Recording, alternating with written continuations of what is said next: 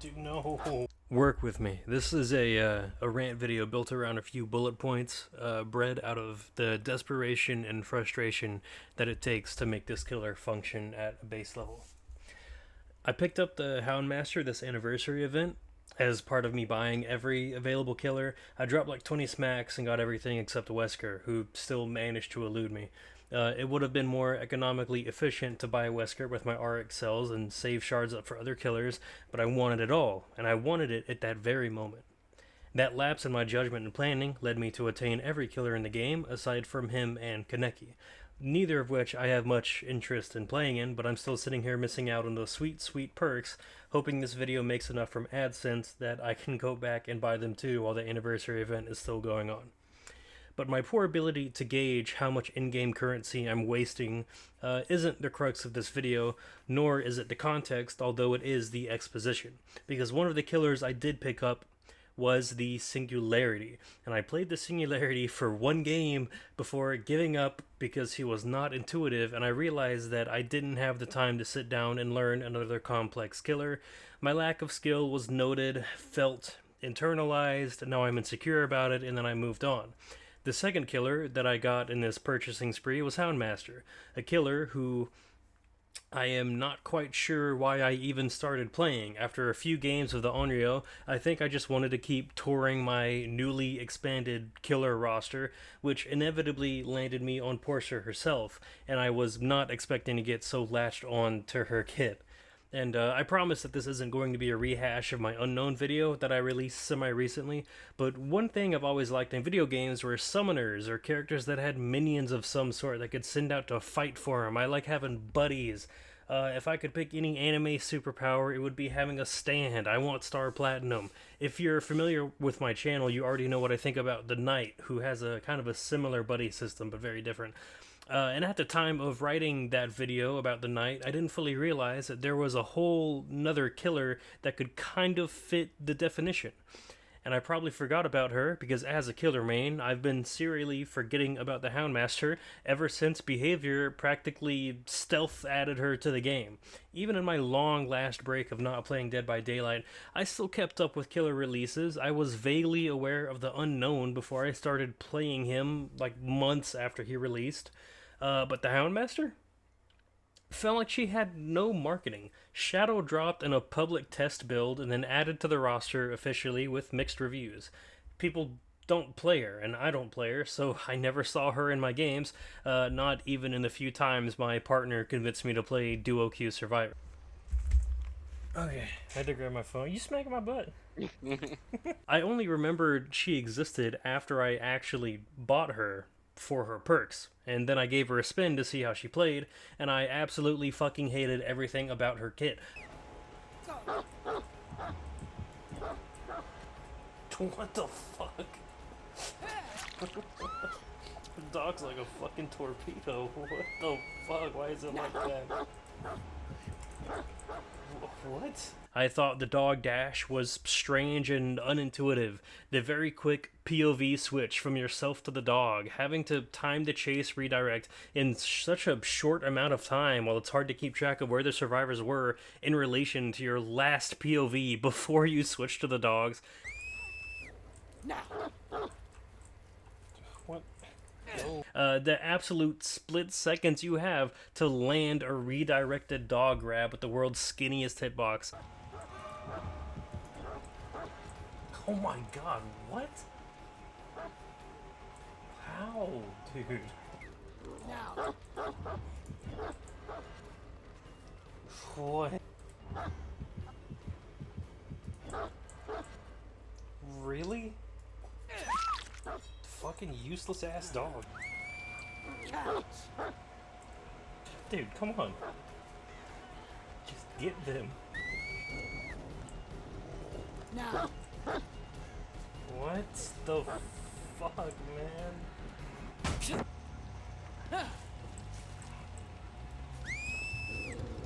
Now. There's no way you didn't get him, dude. Worthless ass dog. I remember not very fondly watching my dog barrel straight straight through survivors. I watched my dog stand next to survivors it could touch but didn't grab. The dog was a single ass hair's length away, but there was no connection. It ran right by them like it just wanted to give them a sniff and then be on their way. As far as I'm concerned, if I'm getting killer instinct, my dog knows the survivor is there. Why doesn't the dog just chase him? See, I'm still thinking like I'm playing the knight. There was a fundamental disconnect between how I assumed Houndmaster would work and how she actually functions. What the fuck? The path didn't even... The path didn't even stop right there. The path curved. Oh my god. Just go up the fuck. I don't know how they expected this killer to work, man. The fact of the matter is, the dog isn't an AI. It's not like the Knight's Guards. It's not a Nemesis zombie. The easiest way to explain the dog is that Snug is a ground-level projectile that can be redirected mid-flight. It skates across the ground. It's capable of hugging some terrain and making turns, kind of like a Wesker dash. It's really the closest approximation. But it runs primarily in a straight line, much like a Huntress hatchet, a Deathslinger shot, or what have you, but you can kind of redirect it halfway for a second go from wherever it landed. The only surefire hits you get with Snug are when survivors are running in a totally... God damn, what the fuck? The only surefire hits you get with Snug are when survivors are running in a totally straight line or running down something with a very small width like a bridge or half of a hallway. Everything else just feels like pure guesswork even with killer instinct.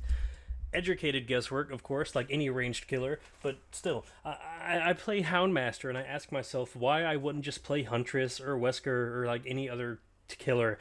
At least when I play Huntress, I can actually injure the survivor with my power if I manage to land it. Instead of my power hitting the survivor and then just slowly dragging them towards me. See, when you hit a survivor with Snug, the survivor is not injured. There's not even an add-on that makes them injured from the initial bite. There's nothing. They just get pulled slowly towards you, and then you have to M1 them.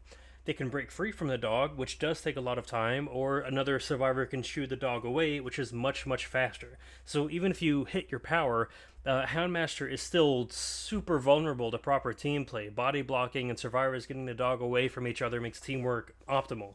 You can manage to land your dog and still get nothing from it with how already ludicrous the dog can field a pilot sometimes. The only time you get a guaranteed injury with Snug is if you hit a survivor mid-vault, which isn't impossible, but unlikely.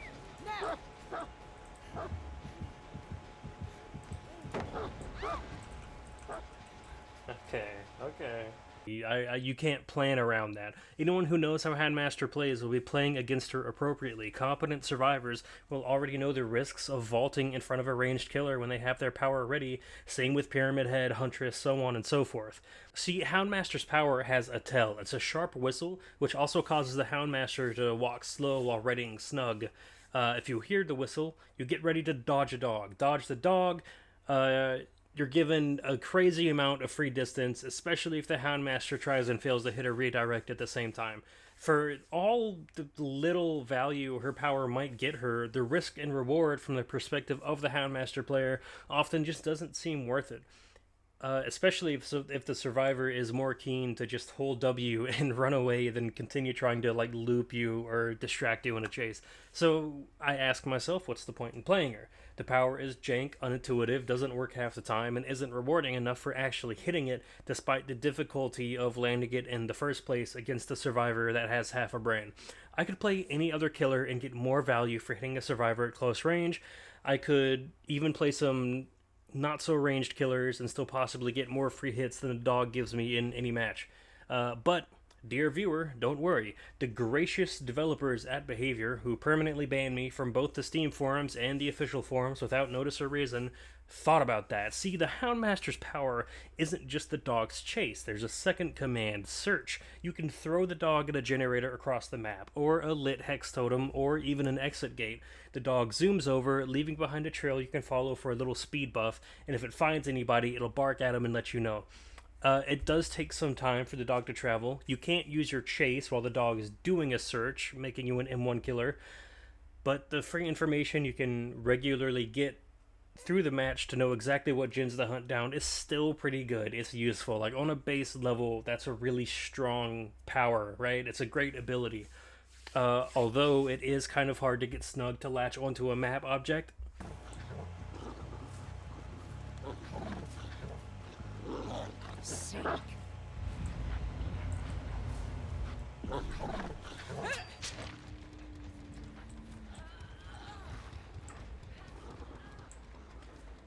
You can, for some reason, you can also just make him search out in front of you.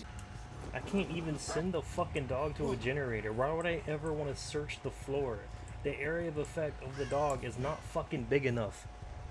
Just turn that shit off and only let me send it to objects on the map. But the time it takes to get snug out, and the fact that it disables your chase, and the fact that the chase redirect already lets you look around with killer instinct, makes search command a little worthless unless you're using it to check a gen on the other side of the map. And all letting my dog search anywhere does is make it even harder for the power to latch onto the generator or whatever that I'm actually trying to send snug to. It is very, very frustrating, and it's something that any Houndmaster player in the world will experience, like every game, to be pointing right at a gen and then like slightly misclick, and the dog just runs like 2 feet in front of you, sniffs around, and then comes back instead, and then you have to wait for your power cooldown, which is fairly short, but it's still annoying. If the gen is close enough, it's just way better to have chase ready and check the gen than try and ride the little speed boost the search trail gives you, especially since the dog already announces your presence a significant amount of time before you get there.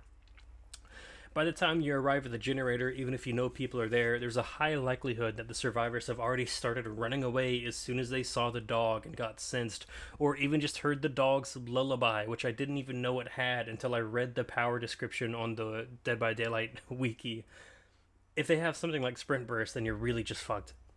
I still use the search command, but I get more value just by checking gens normally with chase up. I can use monitor and abuse to send snug out past my terror radius to surprise survivors at a gen, and especially with his redirect, you can get him to gens that are still pretty far away, and having him grab a survivor even if they escape the bite before you get there is just way better than using search and letting the survivors know you're coming in advance. Just on average, while the ability sounds very powerful and useful from a conceptual standpoint, in practice, maybe not so much. I only use it when I have absolutely no direction, so it still has a purpose. I can send snug out at a generator and then search a different gen and like patrol 2 gens at once, right? That's really good. Theoretically, that's really good. But there's still the fact that Houndmaster is a completely powerless M1 killer without snug at the ready. It's still some really damn strong information. Being able to search and harass 2 gens at once, even if Snug doesn't actually attack any survivors he finds using search, he still lets me know where they are. He can scare them off the generator. It's still pretty good. I'm not trying to downplay it, because again, conceptually, it's really powerful. It's really good. But there's only so much information you can do, especially when you're already patrolling gens yourself. Like 9 times out of 10, I'd rather just look myself and have my chase up. Houndmaster, only also injuring survivors through her M1 attack, though, does let you use a wide variety of perks. I had a lot of fun, both with Devour Hope builds and Franklin's Weave Attunement combo. I've experimented with some full exposed builds where I tried to have the survivors exposed as much as possible. It also lets me slap on Sloppy Butcher, so every M1 can apply Hemorrhage and Mangled. And if you hit a survivor that's been Hound Sensed, which is from the search ability, then they'll also get Deep Wound on top of that.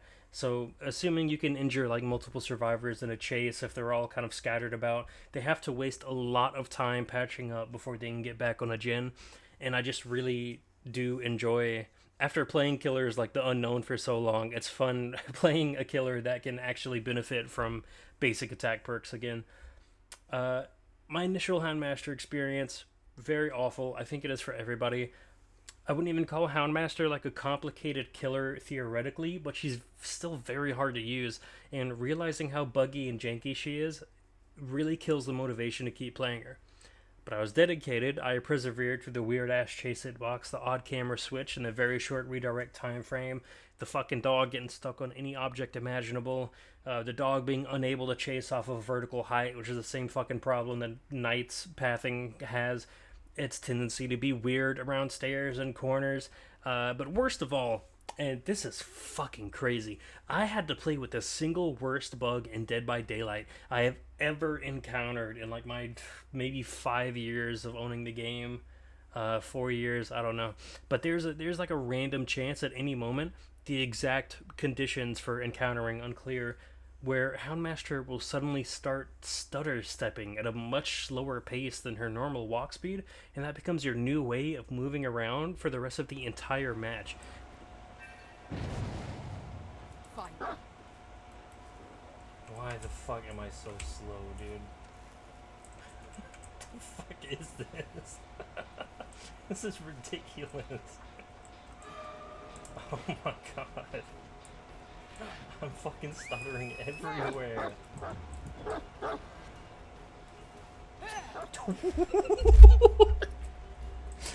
Dude, no way.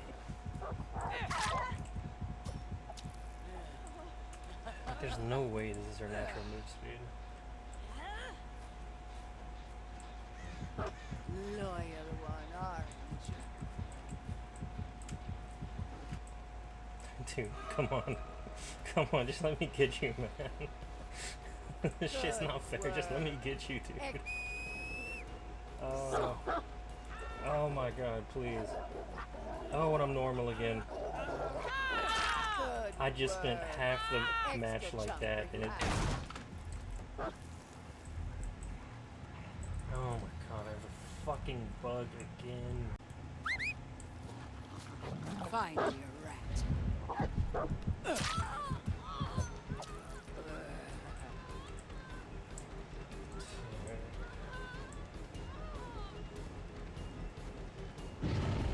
There's no way.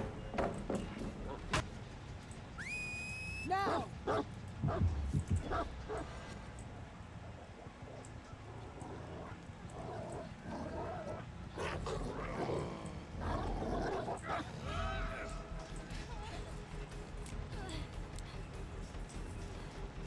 What the fuck is this?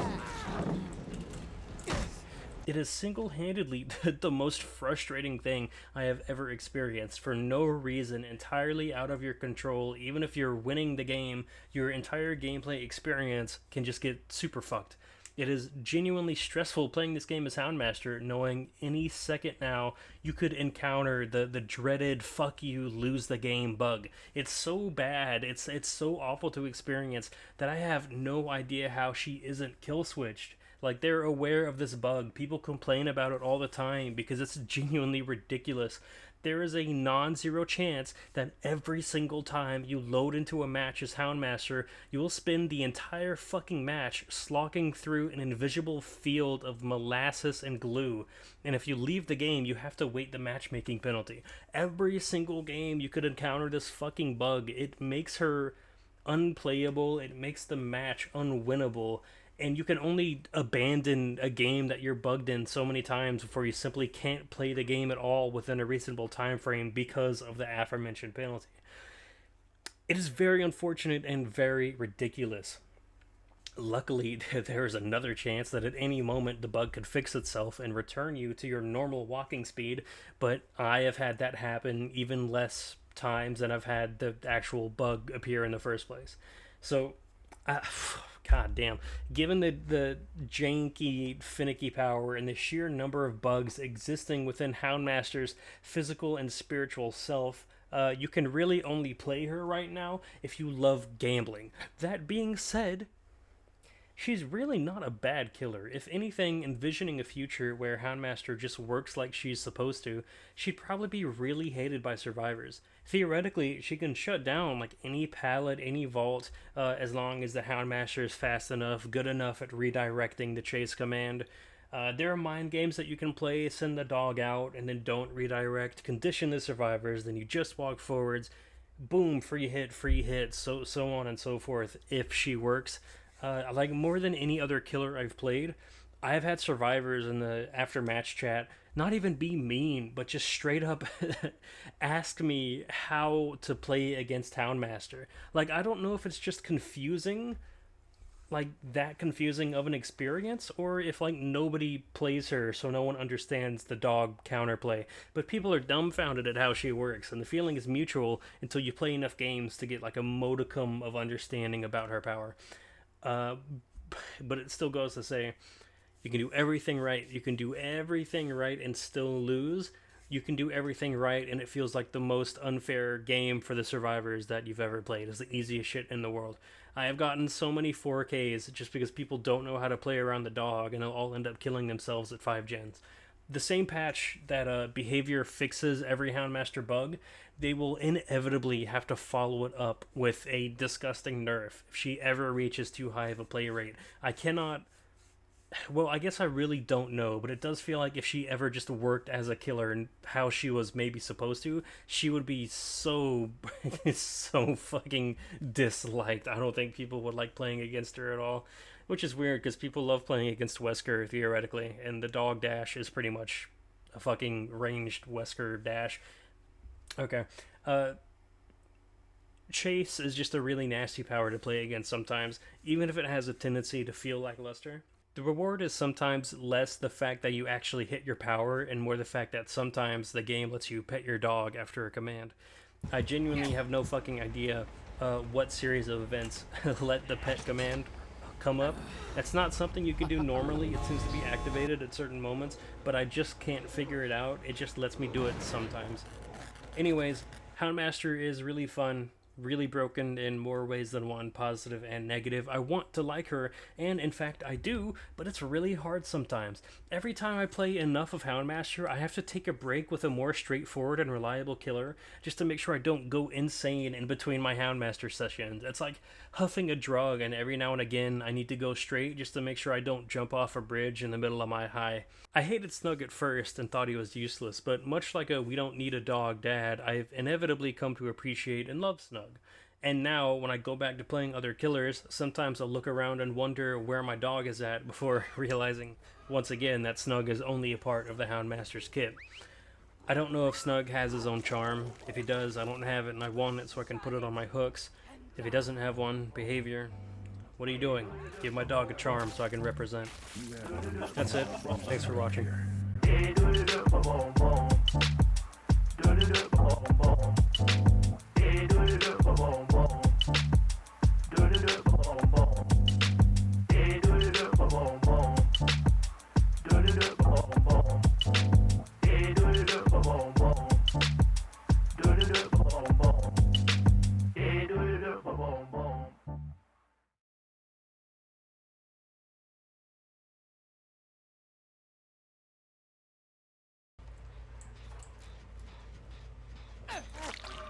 What the fuck?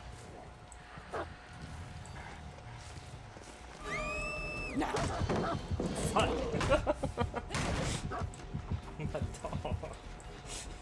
Hit my fucking dog. What the fuck? Hit my dog and disappeared. Beautiful night for a game, right, Bubble?